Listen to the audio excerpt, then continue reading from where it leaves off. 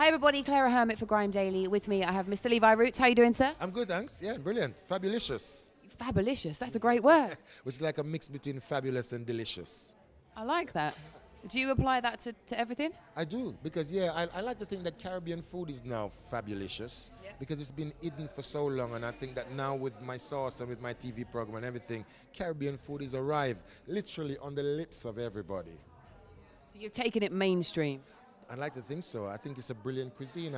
It's been one of these hidden ones. We turn our TV on all the time and we see Jamie cooking French food, we see Gordon doing Italian, we see everybody doing all sorts of cuisine. But when was the last time we saw Caribbean food? So it's fantastic that the BBC allowed me to do my series, Caribbean Food Made Easy. And now I think, yeah, Caribbean food is up there with the rest of them.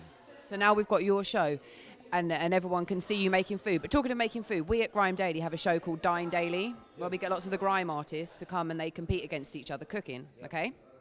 And we recorded a special episode for Channel 4.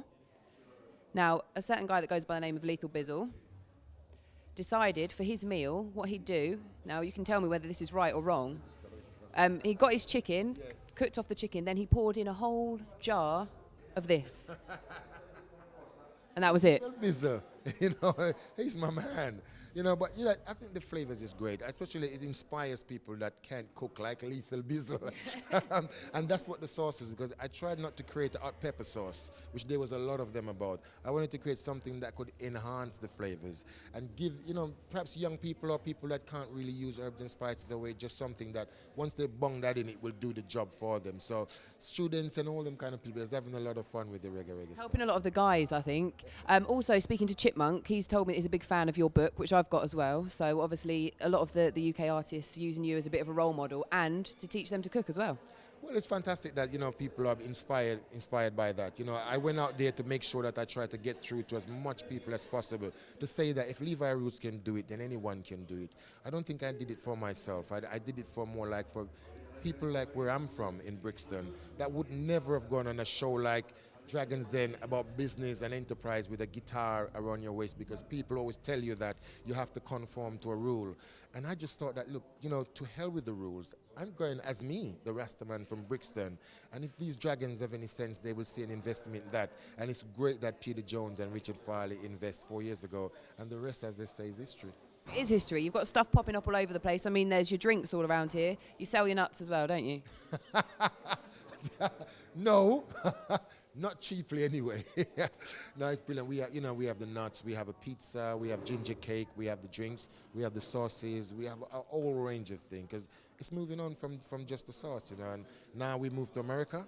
We get to Jamaica next month, which will be a brilliant coup for me, because as we know with reggae music and with all things about Rasta and reggae, if you don't bust in Jamaica, then you don't bust at all. So it'll be brilliant when I eventually get my sauce there in Jamaica. It's like taking the roots back to its roots. So as well as the food, obviously there's the music.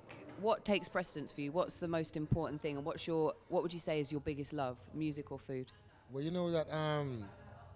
that desert island trip that people always make, and you say, what would you take, whether it'll be the butler sauce or my guitar? Well, I'm afraid, boy, if I took the sauce, I'll just eat that and then just get fat on my island and never move off.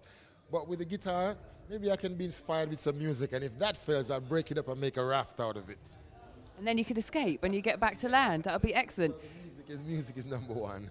So being here in the UK, do you follow any of the UK artists? I do. I love Jessie J. I think she's brilliant. I love Skepta, which I just met him downstairs, and what a guy, Skepta.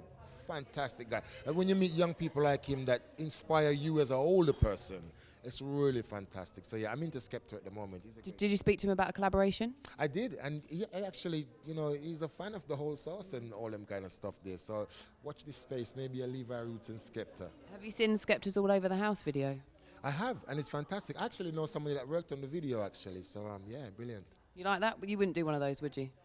No, perhaps not. It's not a Levi Roots type video. I think a Levi Roots type video just sitting there eating a load of Scotch bonnet peppers. You're going to leave that to Skepta? Yeah. Okay, thanks for talking to us and take care. Respect you. Yeah.